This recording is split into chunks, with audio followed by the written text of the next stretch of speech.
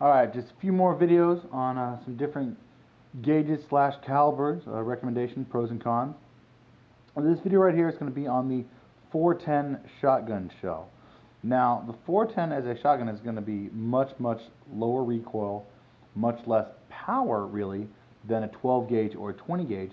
However, it offers a few benefits in versatility, both in firearms available and in some of your load options. Particularly now with a lot of the revolvers in them, there's a lot more defensive loads out in 410 than there were several years ago. Hornady puts out a very nice defense load in 2.5. That's a slug with 2 triple-aught buckshots behind it. And Winchester has their PDX loads with discs, flat discs to transfer energy better, which are great for very short range personal defense. Not so much for hunting. The Hornady round would be a little better as an intermediate hunting cartridge for game, whereas in the PDX load would not. That would not be good for hunting. A good snake backup load though, as far as defense purposes for that goes. But cost-wise, 410 is actually more expensive. A lot of your loads in 410 run anywhere between $10 and $15 a box of 25, whereas in a lot of your 12 gauge loads, your small game loads run $5.50 to $6 or even $5 on sale for 25.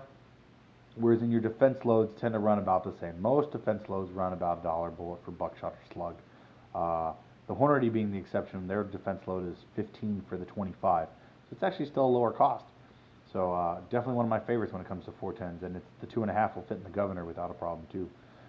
Now, what I meant by versatility though is there's several rifles, not a ton of them, but there's several rifles on the market that have double chambers or interchangeable barrels. And the 410 is very popular for those. So is the 20 gauge. Now, but there's the old Scout rifle, the M6 Scout rifle was either a 22 Hornady, a 22 Magnum, or a 22 long rifle over a 410 barrel. The most common one now, though, is actually Savage has a new model called the M42, which is a synthetic stock version. It is a 22 long rifle over a 3-inch chambered 410 barrel. And that is a cool little light rifle. And if you're looking at single shots versus semis or bolts, that's a really cool option to have 2 calibers in one little package. It's just very nifty. It's very light and can be very effective both as a defense and a hunting weapon. Really more specifically for hunting survival type scenario, but that's a great use for it. A little costly. It's over $300, so it's not super cheap, but definitely a cool little rifle. The other place that 410s can excel in is in your new semi-auto shotguns. The 3 most common are going to be 410, 20 gauge, or 12, made by the Vepr or the Saiga company, whichever you want to call it, designate it, whatever. They're AK platform shotguns, plain and simple. And you can get 25, 30 round drum mags in 410 semi.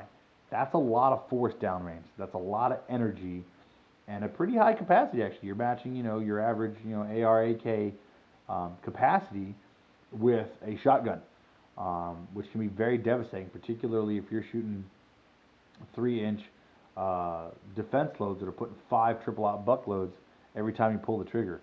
That's pretty devastating without a lot of recoil. So it kind of gives you the best of both. It's going to recoil kind of like your lighter rifles, but it's putting a lot of lead downrange. As far as a close-in effective defense weapon, that's pretty amazing.